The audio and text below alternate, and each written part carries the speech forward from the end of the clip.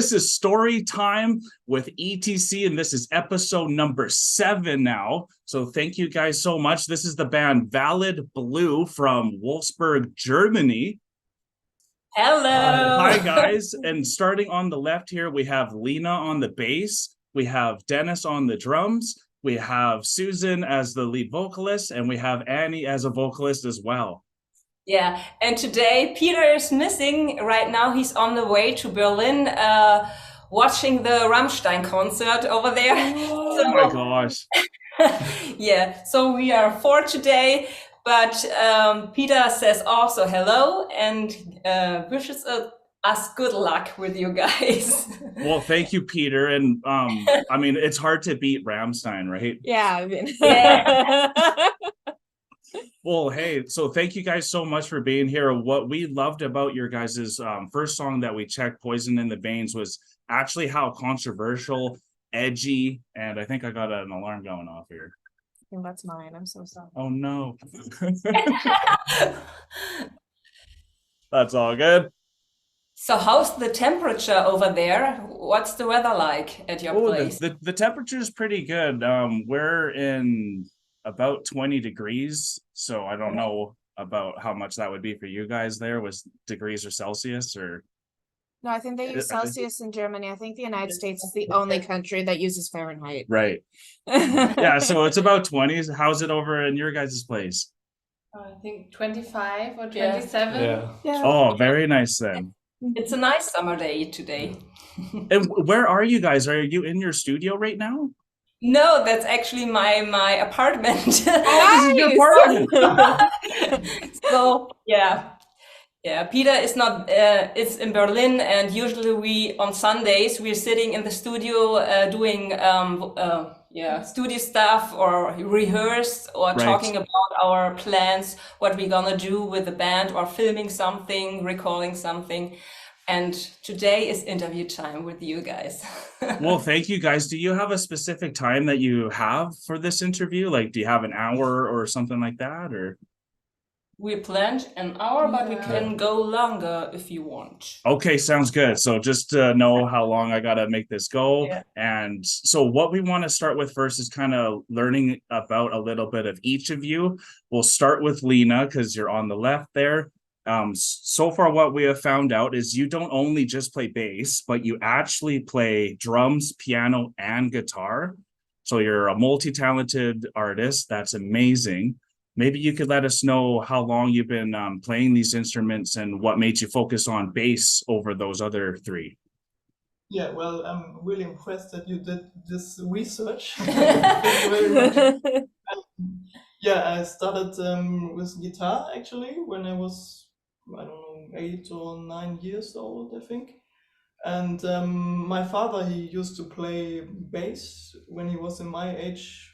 Yeah, so like 20, I think. And so I had always this bass at home, and then I started playing it a little bit more than guitar, and I found out it's much more fun. Oh, really? Yeah. So then I left the guitar aside a bit, and later on I also took some drum lessons and piano lessons. Yeah, but still I'm sticking with the bass mainly. Yeah, we love the sound of your bass. Also to let you guys know, we checked out DNA right before doing this interview as well from your first live stream concert. So we got to see both of your guys' albums, at least one song from them. And Lena, you're definitely sticking out on the bass like no other basses that we've seen. So good job for that. Very much. And you also play in a jazz fusion band and a rock pop band. Yeah, actually not anymore. Okay. Like you cannot focus really on 3 bands. It's a bit too much. It so is. Now I'm playing in like a funk hip hop band also. Yeah. Cool. Well, good job for going full time with Valid Blue, because it looks like there's a very good future for you guys here. Yeah. Yeah. A lot of styles are combined in our music, I think. Yeah, your guys' style is like progressive rock. It's modern sound. It's genre is controversial. It's female fronted. It's so unique, and to have three female like artists in this band really stands out for us, because we love to give the female shine, and also it's just unique to see as well. And I think both you two, Susan and Annie, your voices together are so incredible, and it's just amazing to see. Thank you. You're welcome. So we'll now go with Dennis there. Hey, Dennis. And so you're not only a drummer, but you also play the piano and guitar yourself. Yeah, that's right. And how long have you been playing these instruments? I started playing piano when I was around, I think, 7 or 8 years old, and just took lessons for quite a while, learned jazz piano a bit.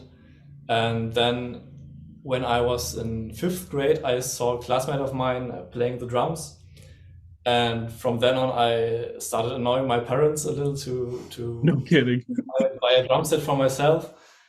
And I think now, back in around 2010, I got my first electric drum set. Oh, wow. So that's where I started with the drums. After some time, then I finally got an acoustic set, which my parents liked even less, because then you could do nothing around the house anymore without protection. So yeah, I'm playing the drums now for about 13 or 14 years, I think. Wow. So essentially you have to have good parents if you want to be a drummer growing up. Or really good earmuffs. Yeah. Exactly. Wow. So you also play drum in a metalcore band as well? Yeah, that's right. I started that with my brothers together. I have 2 brothers. Oh, wow. One is the singer, the other is the guitarist. So we started basically right when I got my drums. We started making music together, and then formed a band at the music school here in Wolfsburg. Oh, wow. Yeah, so we got coached here a little bit. Wow, so you got a family band as well. That's really cool. And do you also like to ride racing bikes? Yeah, that's around 2020 when COVID started. A friend of mine got me into race biking, cycling, because you couldn't go to the gym, or that was the best way to exercise, to stay fit. Yeah. And I hate running because you just don't go forward with a bike. You can do kilometers easily and in quite a short amount of time. That's awesome, because part of story time, we love to find out also, obviously we know you guys love music, but we want to find out what else makes you passionate, and also what brought you all together, because that's a story within itself, because we know how you guys started with Susan's Garden at first. So this is a perfect intro to go. Read everything about you were informed about us. we are. Well, I don't like to look bad in front of people, so I always over prepare. That's nice. Yeah, so Susan, let's now talk to you. You're the front woman, you're the founding member. You're also a vocal coach, and you run your own singing school and coaching programs for singers. And I'd love to hear about that, if you could let us know about all that. Yeah, singing was always my passion. Already in the kindergarten and in school, I was singing like in the choir.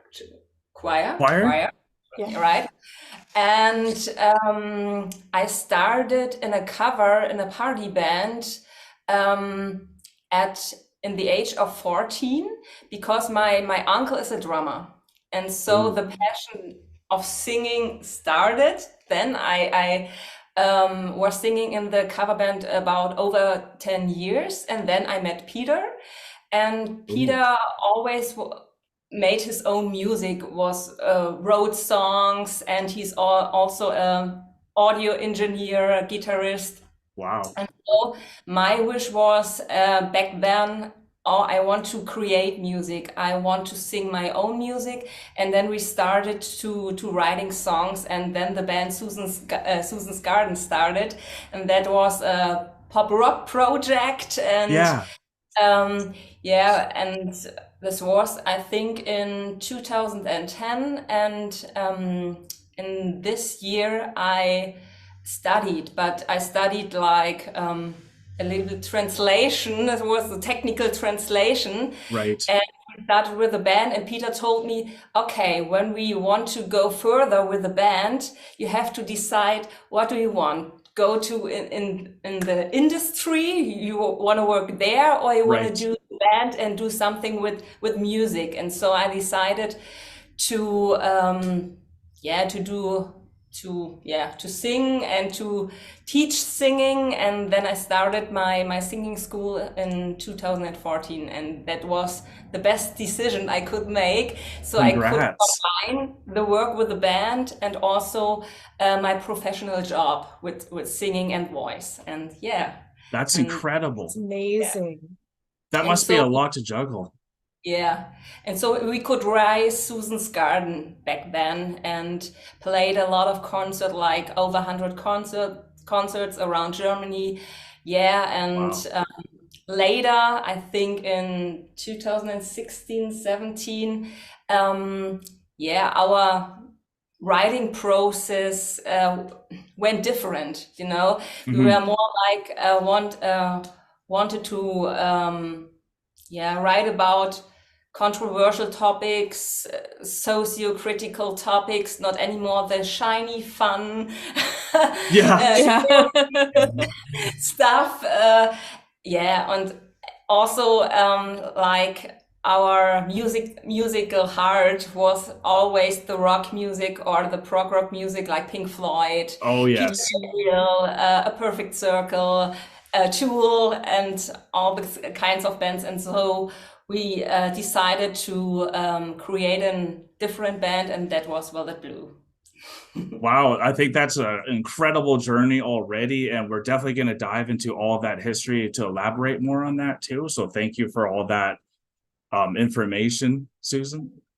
And you also mentioned Peter here, and just real quickly for people that don't know what Peter does on the band, I know Peter does the songwriting and is the producer. Yeah. So Yeah. he's the guitarist, obviously. He's the mastermind of the band. He's the mastermind. Well, Yeah, he's very creative. I think the other guys can also tell he has so many ideas in his head wow. Around music and the stuff he wants to write about. And that's incredible. Yeah, and his guitar sounds a lot like Pink Floyd's Gilmore. Yeah. Oh my gosh. He is a huge Gilmore fan.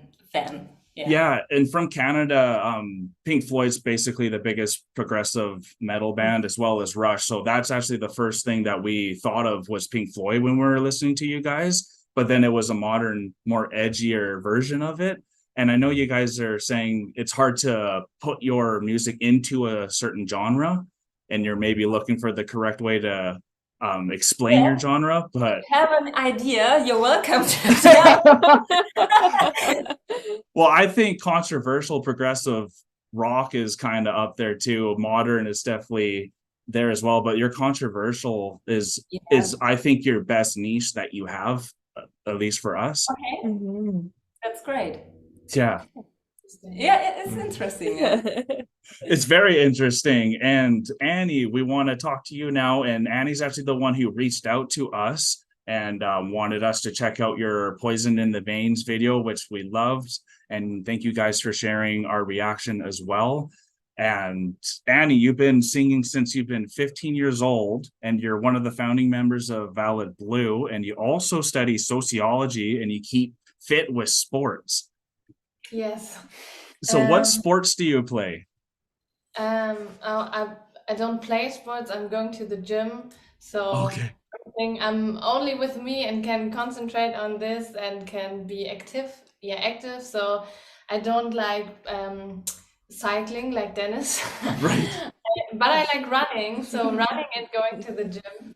And Good for you. I think I'm singing like I'm a child, but when I was 14, 15, I wanted to do it a little bit more professional. So I was searching for vocal coaches in Wolfsburg, and then I found Susan. Oh, wow. She was my student, right? Yeah, so that was the way we get to know each other. And then I was taking vocal lessons for like half a year or a year. And then there was a day here in school, maybe I can translate it like future day. It's a day where you go to some jobs and visit it. Yeah, Mhm. yeah. And then, I wanted to look behind the job vocal coach, and then Susan took me with her and showed me everything about Susan's garden. And then she said, we need another singer, so a background singer, and that was the way I got into the band. That's incredible, because one of my questions I was going to ask you, Susan, was, has anyone that you've vocal coached like became something or anything like that? And it looks like Annie is one of those examples. Yeah. Annie. Yeah, Annie, wow. I have to say, all of you speak very good English. And are we speaking too quick or anything? Is this going fine? You can hear us? We understand everything. The thing is, actually, we really, when we hear English or read English, then we can understand almost everything. Right. But when it comes to speak, it's like, oh, we're searching for words in our head, and that's because we're not used to talk in English all the time. And that's, Very I think, true. when you're over Canada or several weeks on tour in the United States or in foreign countries, I think the English gets better. I think it does. Speaking thing. Well, you guys sing in English, so what made you guys choose to sing in English over German like Rammstein does? I think the English language flows more. We wanted not only become famous in Germany, Yeah. we the world. And so we took the English language. You can express, I think, more in English. German is a nice language and difficult, I think, also to pronounce it correctly in German, so it doesn't sound like in German Schlager. That's you know the word Schlager music? That's I don't. like Just like German folk music. Yeah, folk music. Okay. You go, when you sing in German, you go easily in this niche, and that's why we chose English. Yeah. I think that's a great answer, and English is a universal language that most of the world knows too. So I think that's a smart idea. Yeah. Professionally as well, and it sounds amazing in English. So you guys are doing amazing. Yeah, and I think our music is in Germany like not that. We are like a niche, yeah. And in other countries like Sweden or USA, Canada, you guys have more. You listen more to this kind of music. I think in Germany, it's difficult a little bit with this kind of style. Yeah. Yeah. Okay. So you got a question? So with that, have you guys, I know your first concert that you did was a live stream. Have you been traveling at all outside of Germany to do other concerts or? Not yet. That's a pity because of COVID. It wasn't possible to do that, and now we're like searching for concert, or we're like doing the booking by ourselves to get more concerts, and we will see what happens this year and maybe next year. With Susan's Garden before Velvet Blue, we traveled around Germany and had a lot of concerts. Yeah. And now it's still difficult to get concerts when you have a new project. That's a Yeah. Going from Susan's Garden, where you were like traveling and doing those concerts, and then with the impact that happened with all the lockdowns, have you found it harder now, whether it being a new band or a new project? Do you find it harder now to book shows just due to what the changes have been before and after lockdown? I think, yeah. Yeah. It's harder to get gigs, right? Yeah. Can you Yeah. do you want to tell more about it? It's harder with your So, Alfred. Yeah. yeah, it's pretty difficult because after COVID now everybody wants to start playing Yep. gigs, and so you have to find the right venues. You have to find bands to play together with. Yeah. And you also have to find a date to play. So most venues are pretty booked out for a big part. So it's not easy, and to try to find gigs all over Germany, that would also put a strain on us financially because of the costs. It's another big point why it's getting quite difficult to find gigs. And it's Okay. also if you're not known so much. So, like Susan said, if you're a new band and you don't have played so much festivals or something else, it's hard to get new ones. But you need to get one to play festivals, so Yeah. that you can see how you play, and it's difficult to get in this circle. So. Yeah. Well, it's definitely difficult, and hopefully we can help push you guys to get something like that. What's one of the best ways that you think can help you guys get onto a festival? Or maybe are you guys thinking of doing maybe some like bar shows or something like that to get the locals a bit more excited? Right now we organize our own concert because our rehearsal room, we have like a showroom where we rehearse and where our studio is, and there we can do concerts too. So we're planning right now for the fall in Canada. Right. Autumn is the British word, right? For the fall, 2 concerts, maybe more at our place, so that Nice. we can invite people to show how we play and what's the show like. That's And awesome. yeah. So yeah, that's the best way because you can't describe the show with words, and also with videos or photos. It's not like if you see it on your own. So I think maybe important people have to see it, and then they can say, okay, it's very good, and they have to get on the stage. Yeah, and you guys perform so well live. When we first checked your music video, that was incredible. But then seeing you all perform live and how tight and precise you all are, I think you guys are worthy to see live. So I do hope you get some more support, especially in your hometown of Germany, because I know there's a lot of places around the world that would love to see you. So let's keep searching and helping you guys get that next show. Thank you. That would be so nice. So you can help us to spread our music and videos and doing interviews like this. Yeah, and we love to, because you guys, with your art, us as art consumers, if you can make us think, enjoy the music, and have a good time, you've nailed all 3 of those, and that's why we're so happy that you guys are giving us time, because you mean a lot to us. And I know a lot of the times we all can feel that imposter syndrome, where like, do we deserve to be here? And you 4 and 5 with Peter all deserve to be here. So keep pushing, okay? Yeah, we will. Thank Good. you. Thank you. You're welcome. I noticed you're going to a Burning Pants Festival in 2024. Yeah, next year. Yeah, and that's in July 7th. So, I mean, that's at least you got a festival coming in about a year, so you guys can build up and make sure when you do perform, it's so perfect that everyone has to have you back.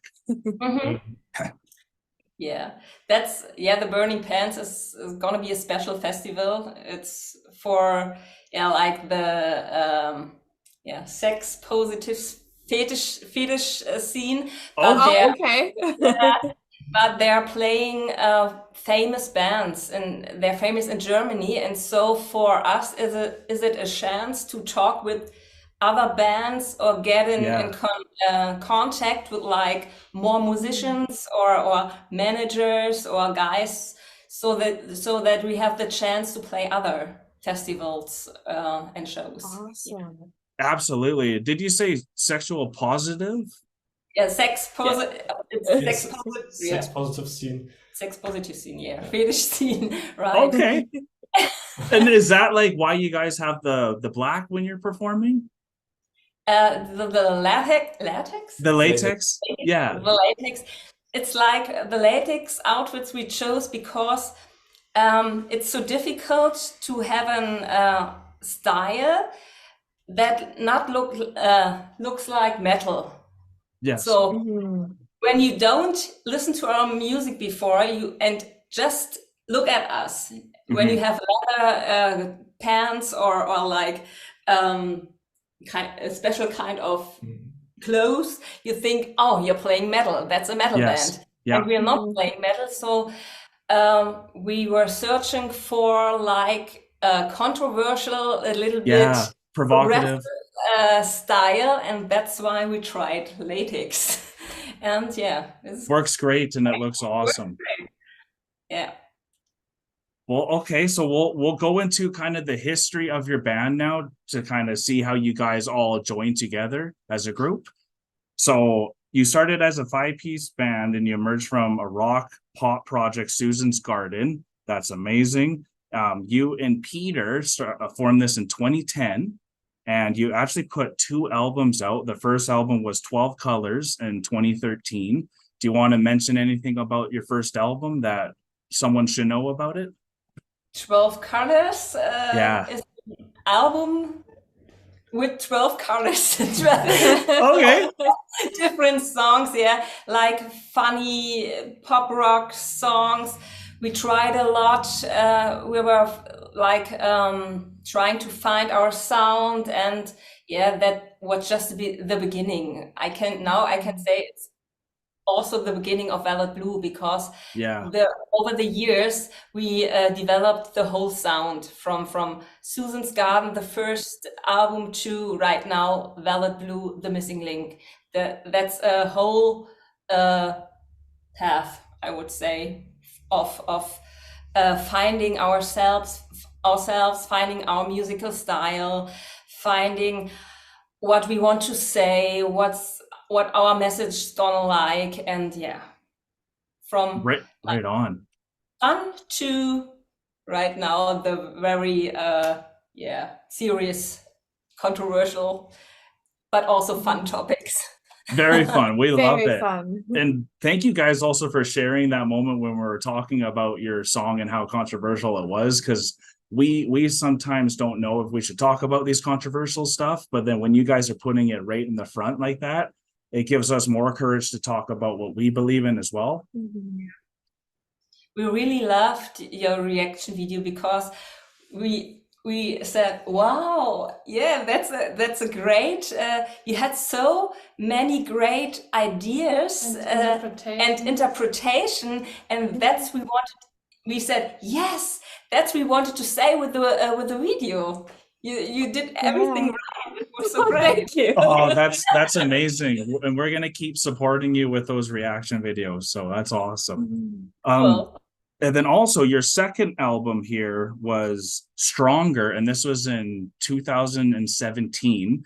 And I had a question because Dennis and Annie joined in 2016. So did Dennis and Annie, did you guys perform with Stronger as well? So we did the Stronger tour as well, but the recording, I wasn't on the recording. We weren't on it. Okay. But then you did like the tour for it, or you said? Okay, that makes sense. And with Stronger, from 12 Colors, how did Stronger progress and evolve? What type of direction were you pushing it? Was it just getting more edgy with Stronger? Yeah, everything went edgy, the guitars, and also at that time we already noticed, okay, something is different right now. We our writing process is a little bit different, and also the lyrics went different, and that's why, okay, is it still Susan's Garden or is it something different? And Right. and Stronger was then already the way to Velvet Blue. That's crazy how it progresses. And Annie, I guess the reason why you wanted to join this band was because of being under her teaching, and you also love the sound of the music, I presume? Yes, it was. So I took the vocal lessons without having a goal or something like that, and then it was okay. It's not only singing in the rehearsal room. It's singing with a goal and going on the stage and practicing while producing music. And so yeah, that was the reason why I thought it would be cooler than only do it for me. So yeah, that was the reason why I joined in. I think that was a very smart choice, Annie. I have to say, Susan and Annie, I love your voices together. You have such a beautiful harmony. And so I can see why, if you were to choose a student, why you would choose Annie, because you complement each other so well in the songs that we hear. Yeah, we are not only like band colleagues, or we are also friends, and I think you could see that. Yes. Yeah. And yeah, it's like, matched somehow. The words are matching and the personal thing. Yeah. So yeah. You have good chemistry, and you can see it through your music as well. You all have very good chemistry together. Our co-producer, Hannes Jecke, Peter and he work together. He's doing the mixing and mastering of our stuff, and he told us, like, our voices together, they build a special chemistry, like a new voice, a new harder one. Yeah, like a new voice. So that's why Velvet Blue sounds, or has this sound, like our two voices, like doing something special. That's Absolutely. And then Dennis, what made you decide to join this band that was at the time Susan's Garden, when you already had your own band with your family there? So a good friend of mine was the drummer before me in Susan's Garden. Oh, okay. And when he moved away to study, he asked me if I would like to join in the band and replace him, so to say. And at the time, I already had two bands, actually. I was in my brothers, and then another cover band, which was organized from the music school here in Wolfsburg. And I thought about it, and seeing that this cover band didn't really go anywhere, we were just staying in the practice room all the time, and maybe 1 or 2 weeks a year. I said, yeah, sure, let's give it a try. This band is already at a much further step in their journey. So I went to the practice and tried out, and it was fun. Meeting the people was great.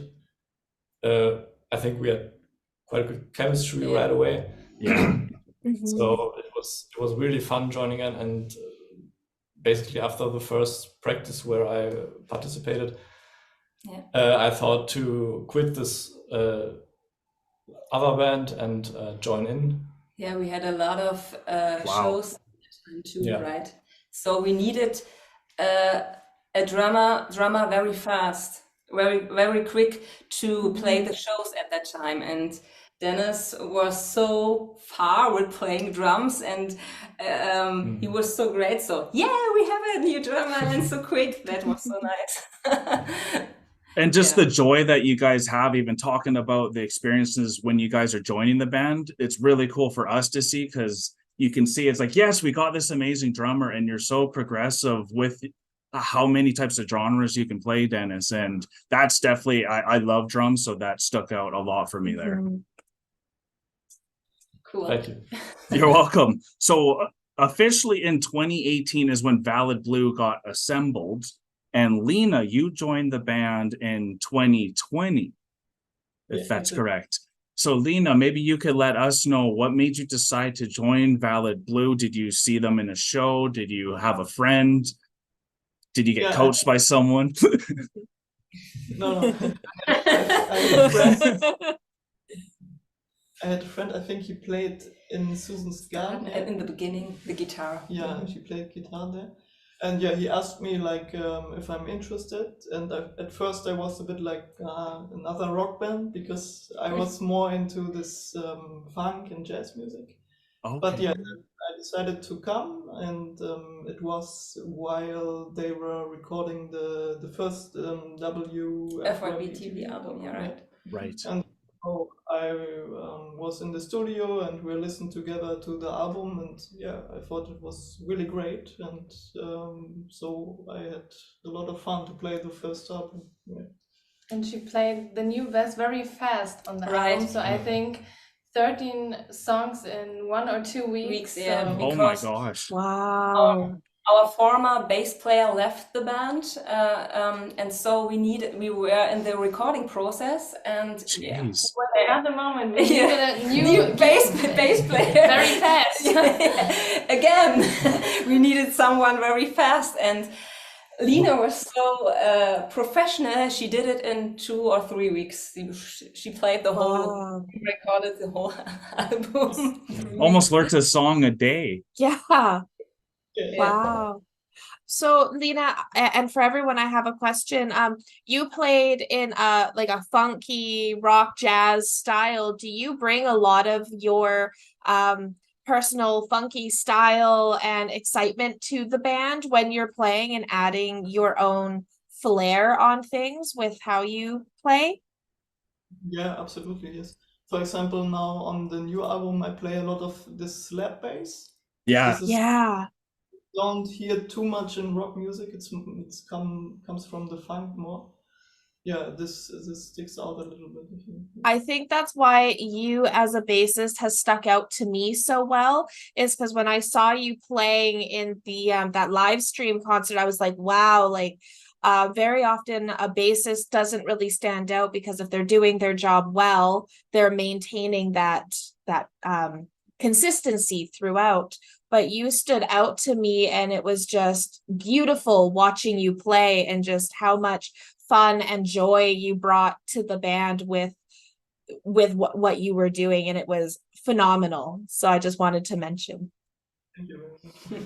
Yeah, that's well said, because when we were watching DNA and you guys have that breakdown moment when it gets all dark and then the bass comes in more, that for us was like, yes, because we always want the bassist to have a shine. So as you guys move forward, if you give little sections for the bassist to have their moment, I know people really appreciate that, because we just love to hear what the bass can do too.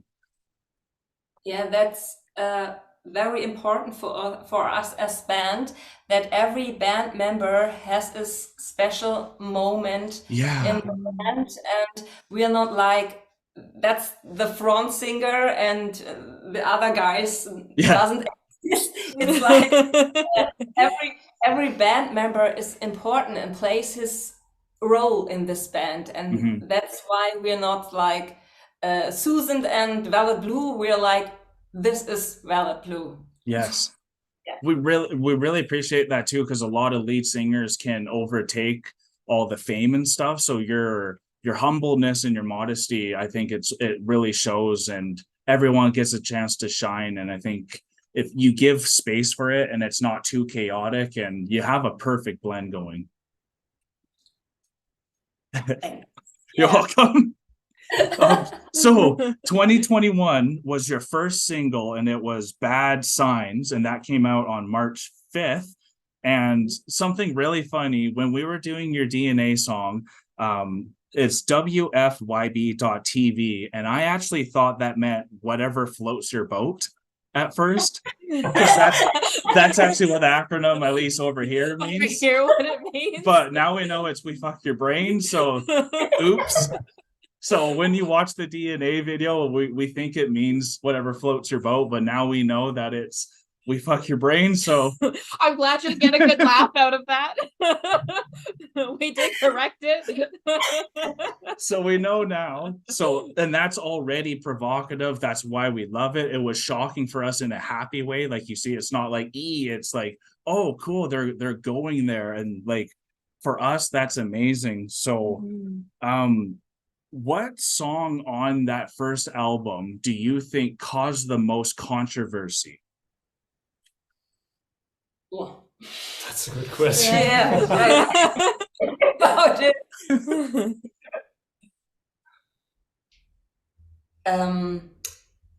Never Leave Your Home. Yeah. Maybe Ooh. Never Leave Your Home when you see the LED content, when you not only listen to the song, but also watch the content on the LED wall, because there you can see like, war scenes. Oh. Because in the story of WFYB TV, the Susan is a reporter interview, and she works for WFYB TV, the company, and goes to London, and then there's atomic what's the name?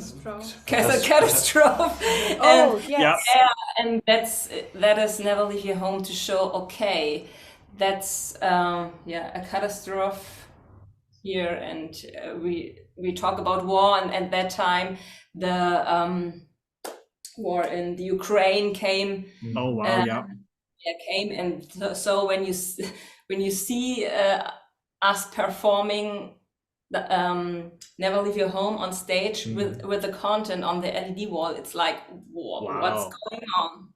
Yeah. Do you have a live version or like a music video for that on YouTube? I think we had the whole. Yeah, we have a whole concert online. Oh, on YouTube. cool. Yeah. Oh, right on that. It's the onward place, seventh place. I don't know. Yeah. You have to. We'll look for it. Yeah. Just to go back as well with asking about like your performances and stuff, have you ever thought about doing another live stream performance or concert like you did with WFYB.tv? That's a lot of work, and we need a lot of people. And because we need the camera guys, and we have the luck that we have our own studio, because the stage sound goes into the room, and it's going to it's mixed in the room, and then it goes to the studio, and then again I think to the YouTube. Yeah, there's another mix. There's another mix, and so it's complicated and costs a lot of money, and so we don't know yet. I would also say we love to see the people in real life and not only in the camera, so I don't think that this is our plan. So you have to come over. We're gonna have to come. Well, we'll have to get our passports.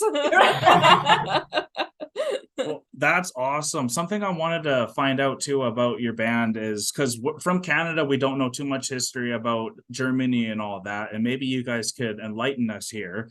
What is the former death strip between East and West Germany? Because I know that's where you guys have formed your band. What it is?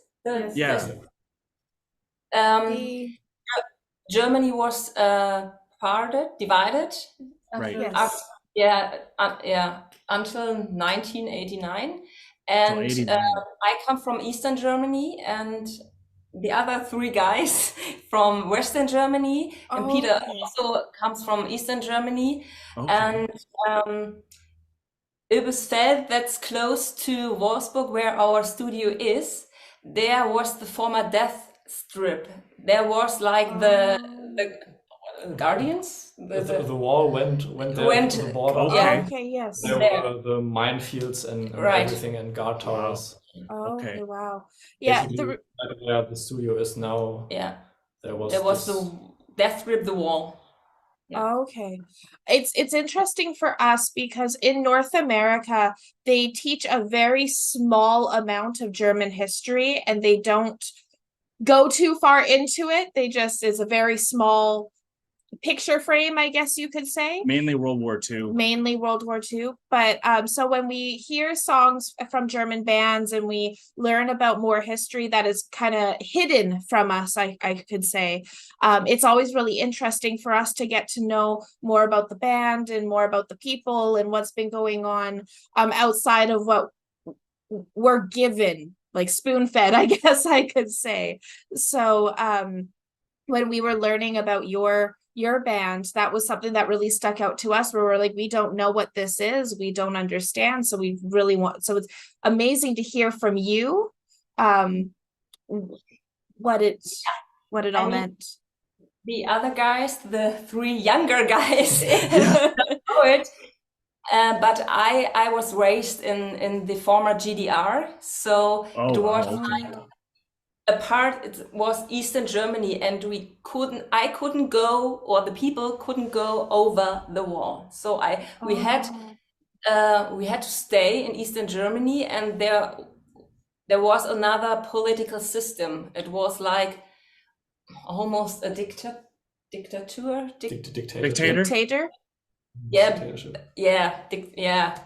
And so I was a child. It was okay. I didn't know a lot about history or the political things going on. It was just like I was living close to the wall, and when the wall came down, everybody was happy, like, oh, the guys, we can go over right now. Now I know bananas. In Eastern Germany, I didn't know bananas or chocolate and special stuffs. So it was like a new world for me. And some families were also separated. So if there was a part of the family living in East Germany and in West Germany, they could not, or it was very difficult to visit. So when it came down, it was okay. You can just only visit your family or friends, and and that was up until the 80s. 89. Right. Wow. Cold War going on there, like between the Russia and United States, I think, right? Yeah. Well, thanks for that, because you mentioned on your website this death strip, so we wanted to make sure we understood that, and I think it's cool that there's so much history behind where your guys are performing as well, and like doing all your music, and you're blending families and genres together so well. So I think it fits that's where you guys are playing your music. Yes. Peter, he is older, and he was like erlebt.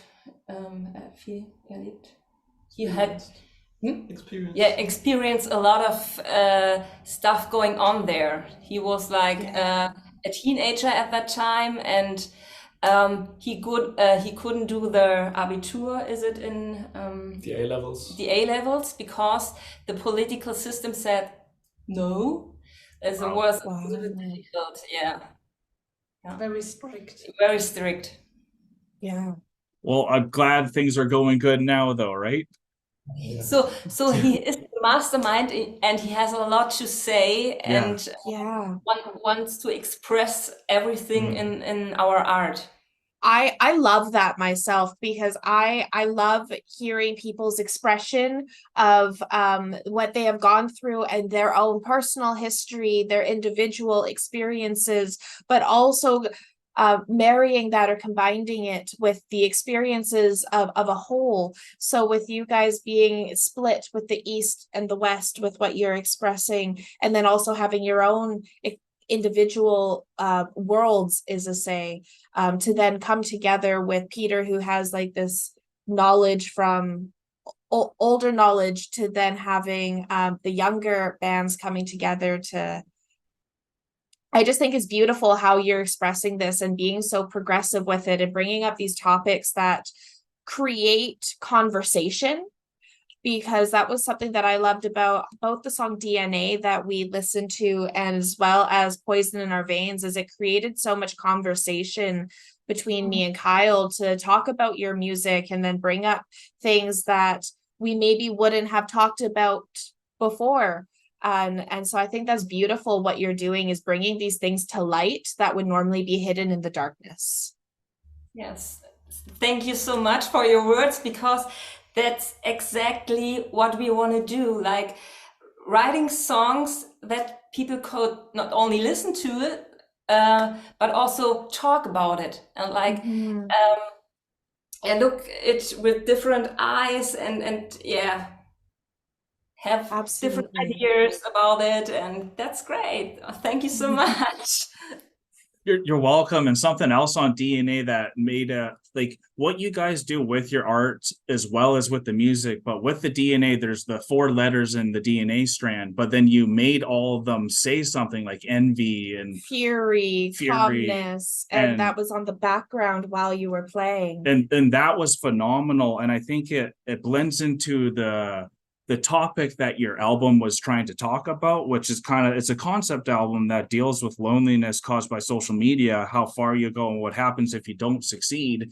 And I think thinking about what happens inside of you when you're not being appreciated, of that anger and that fear and everything that comes from it, you just nailed it. And like, we all have heard DNA before, but you somehow made DNA into something that brought out emotion. It wasn't just scientific. And what's some of your guys' biggest struggles right now? Because you guys are saying it's hard to get into like a festival or so much. What's keeping that motivation going to help get you to that next concert and stuff?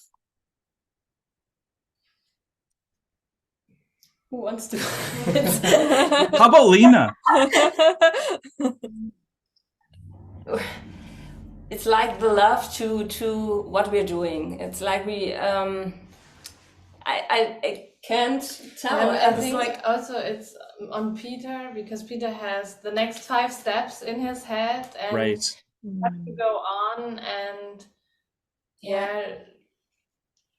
But I think one part is also definitely like the feedback, for example, from you guys, or like the feedback we get from people listening to our music. We played our first festival, the Metal Frenzy Festival, in the beginning of June, and that was our first festival show.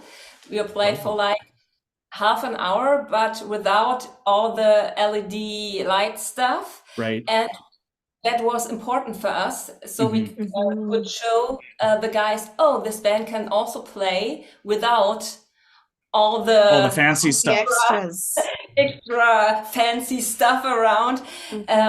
This was also important for us. We can do it. And now we hope that we can, we can show also other people on other festivals, that we can play everything with a big show and a small show. And we grew as band as well at that day at the festival. So we said, yes, we want to have more of those kinds of shows and festivals. Yeah.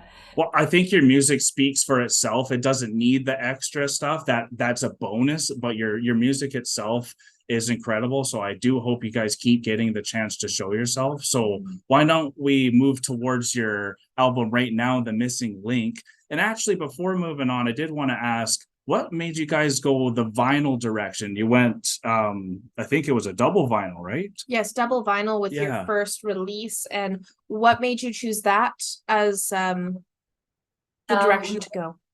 We wanted to go back to the roots at this time in 2020, 2021, right? I know,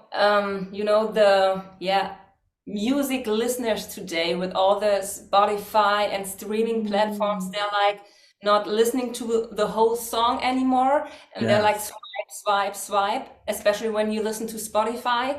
And when you do like a musical style like progressive rock, where you have a long intro or guitar solos, then you have to listen to the song. And with a vinyl, you have to listen to the whole record. Can't skip. Yeah. You can't skip. You have to take your wine or a glass of wine or Yeah. another cool drink, and you listen to music. And that's why we chose vinyl for like, okay, this is the band, this is our first record. We want that the guys really listen to our music, and that's why we chose vinyl. So Wow. with that, then when you write your songs, because you were saying about WFYB.TV, that with that one, you were basically the Susan in that song was playing as a reporter who was going on. So when you are releasing your albums and you're writing your songs, are you writing them as if they were like mini movies, or they have a story from the first song to the last song that plays all the way through? The story came with the writing process. I think we wanted to do a Concept album? concept album, but the whole story came with writing the songs and singing the songs, and then every puzzle piece got together with creating this album.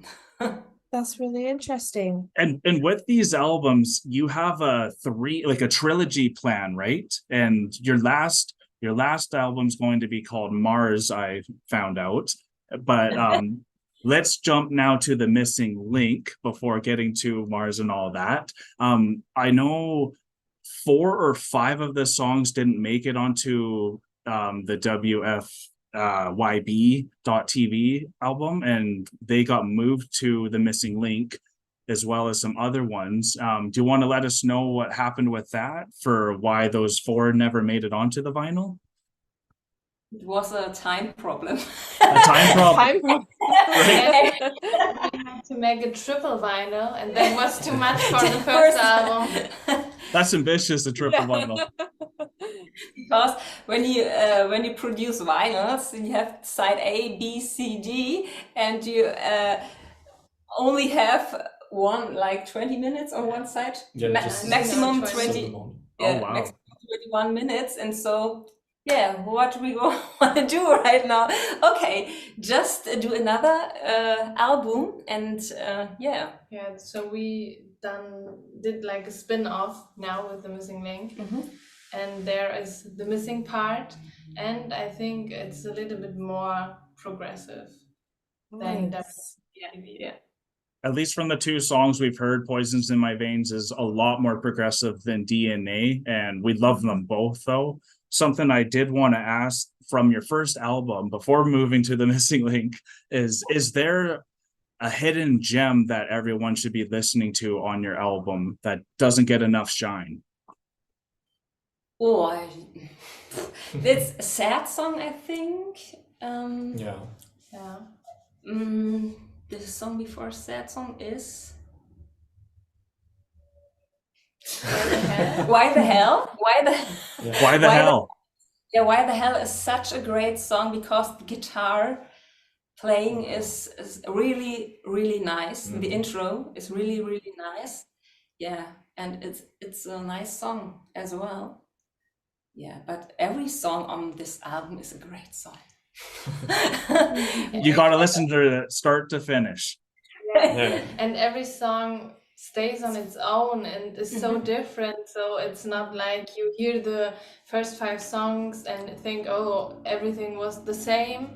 It's very different, so that's maybe you also don't like one and like others, but yeah, every song stays on its own and has different emotions. But Fucking London is also a nice song. Yeah. Fucking London is also very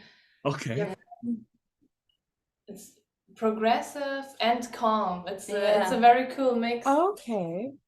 I love that. And I love that you guys don't mind using fuck, because over in Canada, we're so sensitive over here in Canada. I don't know anyone that would put fuck in their title or anything like that. So that's another controversial good win for you guys. We have to be careful what we put in our titles, or they'll censor it and then it'll just be completely muted.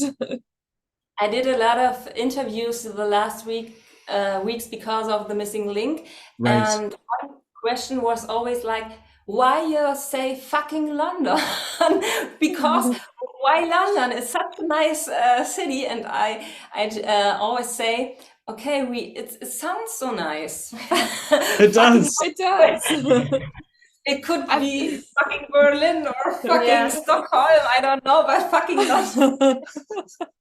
I feel like whenever anyone lives in a place, that's just what they say. They're like, for us it'd be like fucking Calgary, like, oh my god. But the London, it just rolls off the tongue so well. We also chose London because at that time was the Brexit, you know about Yeah. Oh yes. Yeah. going on, and that's why London and Great Britain were so in the focus. Yeah. And so London was the perfect town and city. Yes. I love that, and it just shows your grittiness, and that's why I'm saying the controversial has to be part of your genre, because that's just the topics you guys are talking about and how expressive you are, and you don't feel bad doing what you're doing, and that's also that we can tell this is genuine. And like you guys are saying, it's your love for the art and music that's keeping you guys going regardless. So it's just amazing to see the enjoyment, even just expressing fuck. So that is awesome. We're gonna go now finally to your second album here, The Missing Link. Definitely don't forget a drink if you haven't had one in a while. So your next album, Mars, is planned for 2025, but you play the protagonist in The Missing Link here, Susan, again. And are you the protagonist in basically all these albums? Yeah, because it's the whole story. It's the whole story, right? So let's kind of go a little bit song by song, because there's only 6 songs on this one, but they're all powerful, and I think they all worthy of talking a little bit about here. So we start with Bucket List, and this is Susan's want to fulfill her life's desires. So what desires are trying to be crossed off on this bucket list during this album?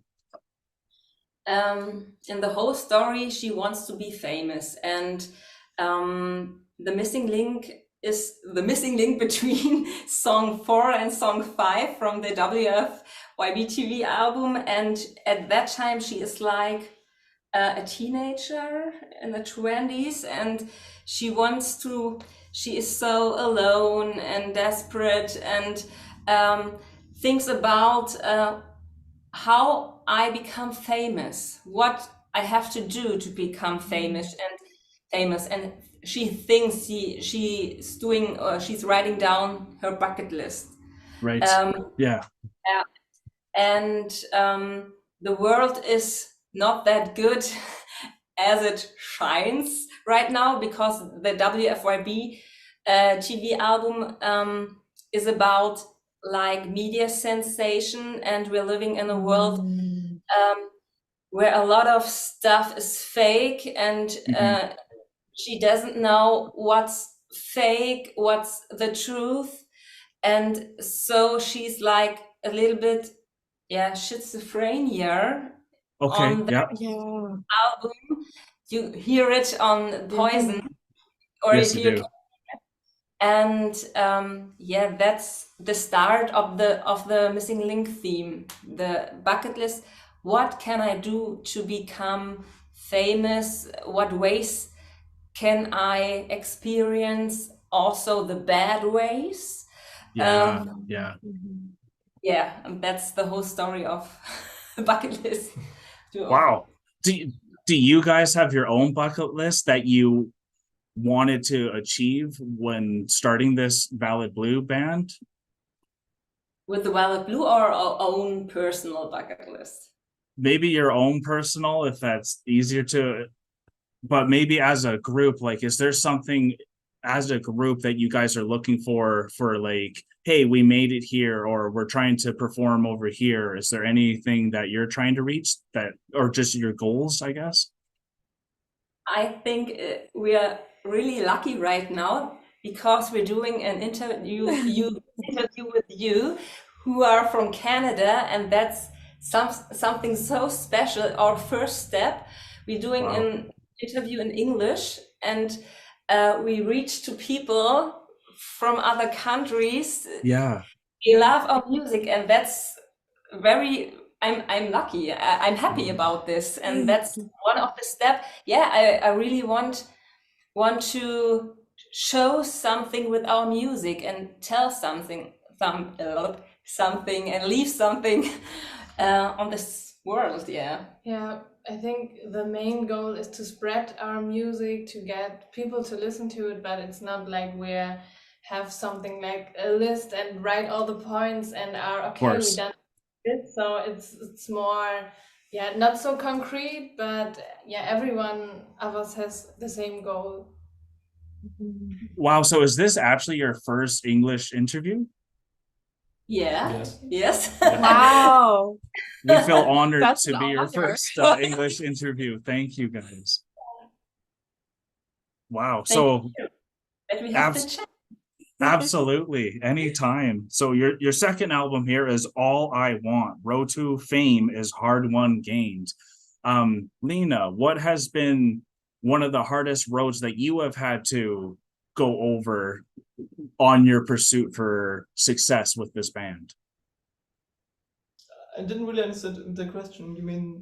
Okay, so what's been one of the most difficult things being a part of this band that has maybe stopped you guys from succeeding as well as you thought you would have at first? Maybe we had like in the recording of this Missing Link album, we had some like time issues a bit. Right. Yeah, because because we had a specific date we had to finish, and it was really hard to do this in this time. Yeah, our music is complicated a little Yeah. bit to record because it's a lot of stuff, and in the mixing process, I think it was so difficult to get the right sound on point because you have to be very careful because Peter has its own sound in his head, and to translate it to the other producer to get it right on the record. I think that was difficult, kind of. And I Yeah. think it's really hard to plan like producing music, because there are some days maybe you have in one day you write one song and you're really fast and everything is good, but there are some days you're not so happy with it and you don't know how to make it, and it's more difficult, or you do one thing and the next day you hear it and it's like, oh no, it's not the right thing, so you can't plan it, and there are better days and not so good, and days that are not so good, and that's also difficult. That's fantastic. So it's like the timing and time management itself is one of the most difficult things for a band. Yeah, and you have to make the decision when you recorded something, and the other day you say, okay, that sounds not that okay. Put it in the trash can, Right. and do it again, and yeah. Did you have any, so similar question, but did you have any moments that were very difficult that ended up pushing you ended up pushing you ahead, that like any kind of things that could have been a setback, but instead you were able to say, no, we're going to use this to push us further and gain more from it? Yeah, every song, I think. And I think also everything. So like the COVID pandemic, it was very hard, but we thought, okay, we take the time, and now we are writing WF or BTV. So I think the best way is not to. So you have to deal with problems and have to get on, and not to think about all the bad things. And I think our sound is very special, and this band is very special, and not everybody right now likes what we're doing, and because the sound or the lyrics, how we write it or perform it, is like, what's this? That's new, that's special, and we're not used to it, and then we get some, I don't know, some pushback or something. Pushback, and they say, why are you doing this?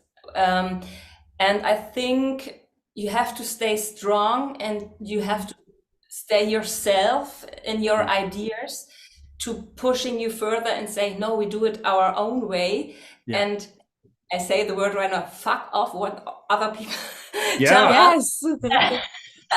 And we are well at Blue, and we can do it. And the people who will love this stuff, they will show us that we're doing the right thing. Well, stay true to yourself, and I think that's okay if it's just you guys are new and your sound is different, and that's the main pushback, and people just need to evolve themselves and move on from, like, you don't have to be thrash metal or anything to be liked. Like, you can be whatever is your actual heart with your music, and fuck off to all of them that are telling you to change, right? Like, so that's amazing. But also your song number 3, Handbook for a Successful Life, it talks about the clear, brutal, honest rules, and it's in clear, brutal, honest rules, and it's the unusual that attracts the most attention. So I think you guys are unusual, and that's why we were so attracted to you guys right off the bat, especially in that when you guys are eating, I think you were eating Dennis there, were you not? So like you're very unusual, and that is attractive, but for a lot of people that aren't ready for that, that can cause you to maybe sometimes want to change to what they want to hear. But what gives all of you guys that power to know that you don't want to compromise? Because I know even for me, sometimes as a reaction channel, there's some bands that you'll get more views and more subs from, and so it's easy to want to just go do those bands all the time. But for us, we want to support music that we actually love, and want to give people a chance that don't know, like a band like yourself over here. So what makes you guys have that confidence that A, this is going to work, and B, how do you support each other when going through some of these hurdles? Good question. Lina? So I think we said multiple times already that Peter has the big plan of the band in his head, and he is the one that always pushes us to new limits when recording songs. He has new ideas and gives us the confidence to try things that, for example, I wouldn't usually play on the drums. Right. And then I just sit there for like half an hour and play it on loop and practice. And so I think from the support between each other, we get a lot of the strength to stay within what we want to do, instead of just thinking, well, TikTok works today, so we are going to do TikTok. Exactly.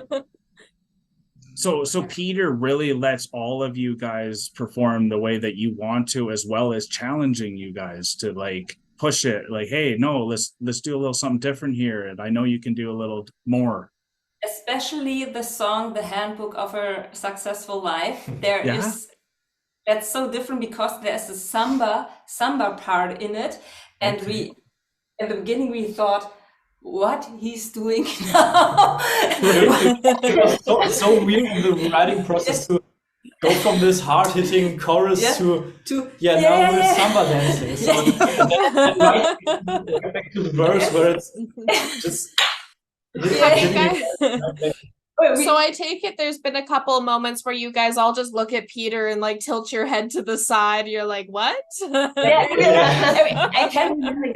Are you serious? I mean, I looked at each other and told us, are you serious? And so I think we all were like, no, we don't do it. But yeah, Peter was very motivated to do it. Very And for a live show, this song works very well because it shows so many different kinds of musical styles, and it's like a party song, a rock and roll, metal, rock, progressive samba party song. I love that. I'm actually, with your explanation, I'm really excited to go check this out myself and see how it. We have a live music video from the song from the Metal Frenzy Festival. You can find it on our YouTube channel. Yeah. Oh, perfect. That's awesome.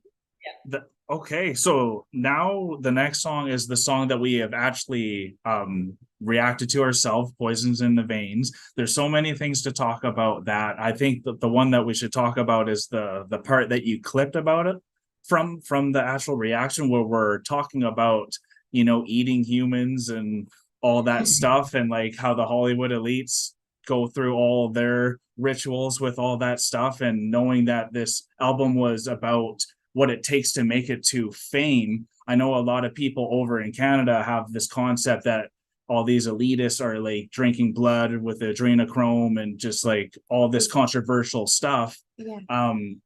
What angle were you guys going with? Because I know music is up to interpretation, so maybe that wasn't what you guys were trying to do. What was the main message you were trying to push with that video? It's the main message is the schizophrenia, and to show things that can people discuss about it.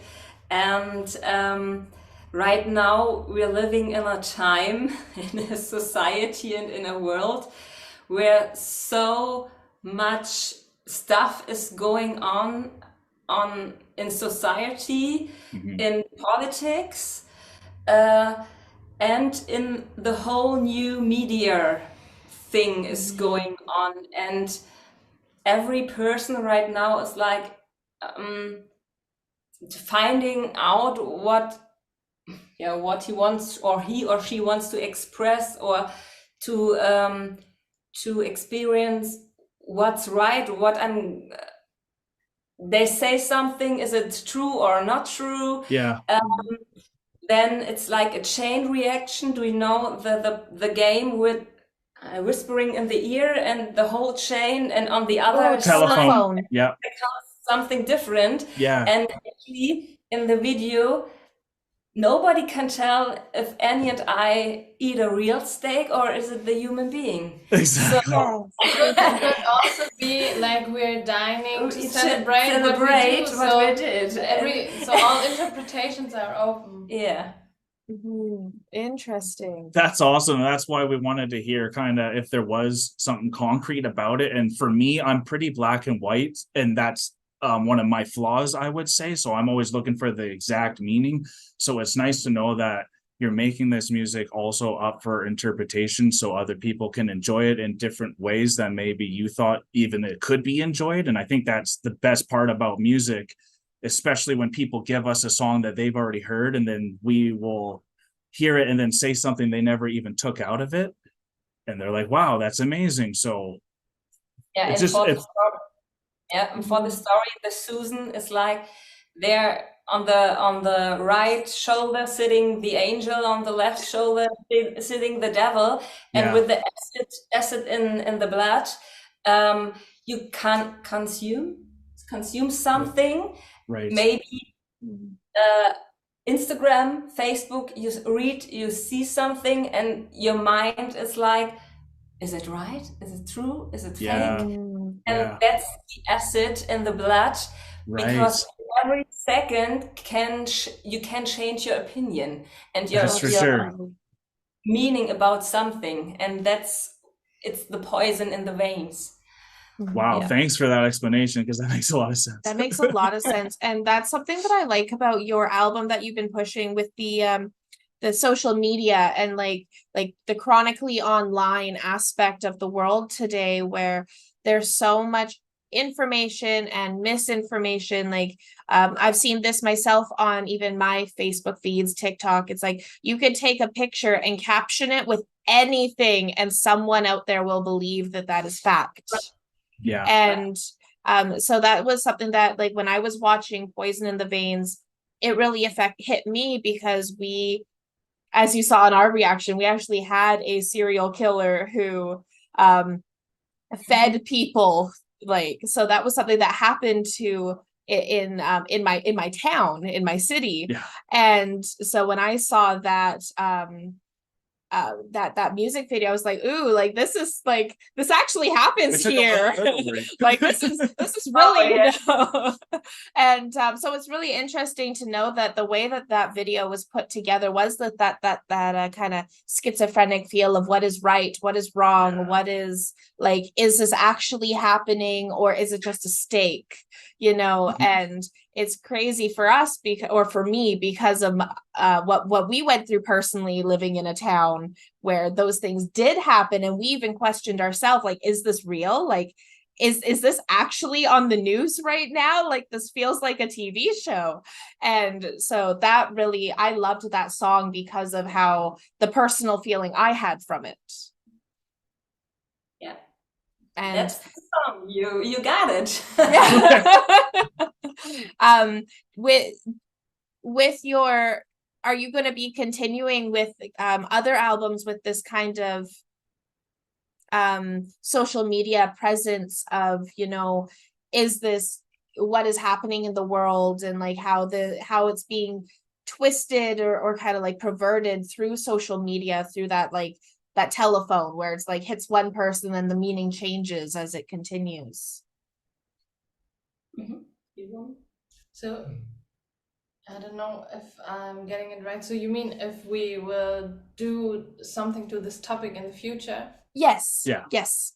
I think it's one of the main topics and one of the main things we take to write our story. So yeah, social media is very present in all of our lives today. So that's why we take it in our music and want to talk about it and to play with it a little bit. So I think, on the future we will do this again.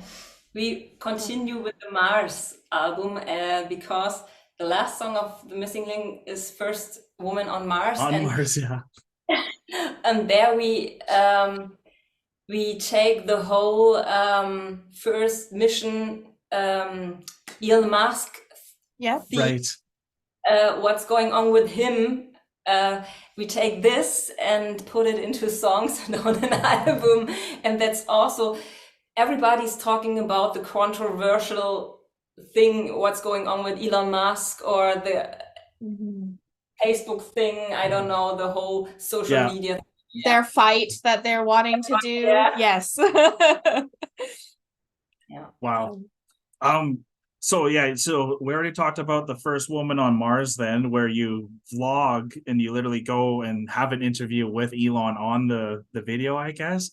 This sounds like a really fun video, and is this one that people should definitely go and check out as well? Because I know you have an official music video for it, right? Because it's a comic video. And I think if you has watched Poison in My Veins and then this one, you will ask yourself if it's the same band. So really? But that's something we're very proud of, because if you're watching our videos, everything of it is very different and special, and I think that's very interesting. It is very interesting.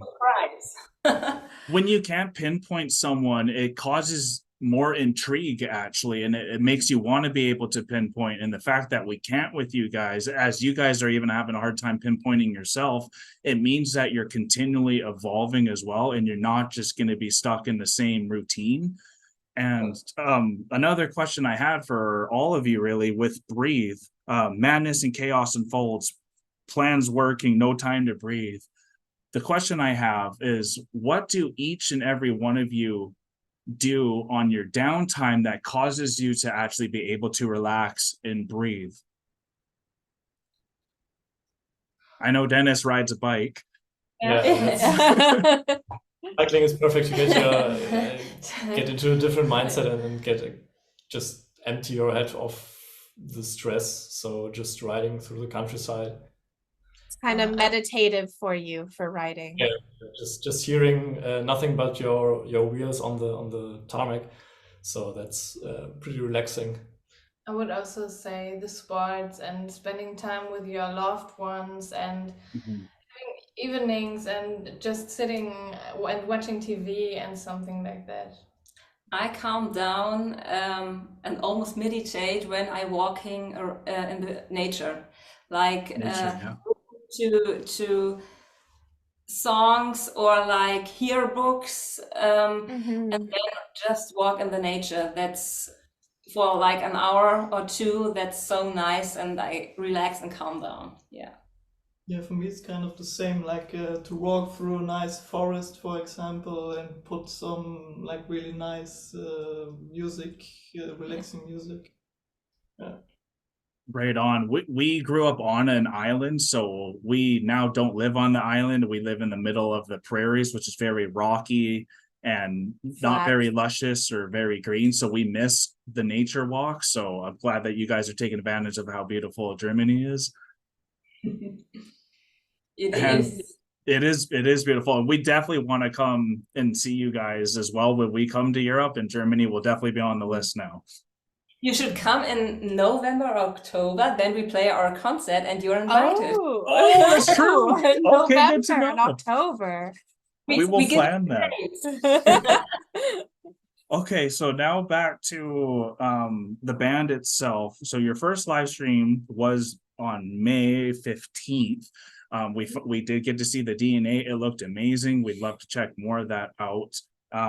What type of reception did you get from your live stream, and did it go as well as you hoped, or was there something that didn't happen that you were wishing happened? The live stream, I'm not sure, but the promo shows we played after that, the 4 in our place, when the first real people in the COVID time saw our concert or show, they were flashed. They didn't expect it, what's going on there. They thought in the beginning, oh, they're playing rock songs, they're a rock band, and they're just playing a concert. And they were sitting there and were so flashed about our music and all the light stuff and LED stuff is going on. They were like, wow. They told us they were so surprised and didn't expect it that we were playing such a great show. Yeah. Wow, that's such amazing feedback for your live performance too. But with the live stream, I don't know. This was just kind of went as it was. We know one of the songs got very popular, like the DNA got over 100K views. So I mean, that's a very good success from that right there. Yeah, that's great. We didn't expect that too. At that time, we were okay. We have to show the world that we exist. So we did the live stream as well, and in our head we were like, at that time, and with other stuff was already going on at that time. We were like, what we're doing, I don't know. Yeah, we did the live stream. That was good, and we're happy about the reaction to DNA, and that a lot of people already listened and watched the song. But right now we are happy that we can play in front of real people. No kidding. Because that's the real magic, right? Being able to interact and see the actual experience that they're going through in the moment. And that's amazing. And you also have 3 singles that came out from this album, which was Bucket List, First Woman on Mars, and then Poison in My Veins. Do you have and what?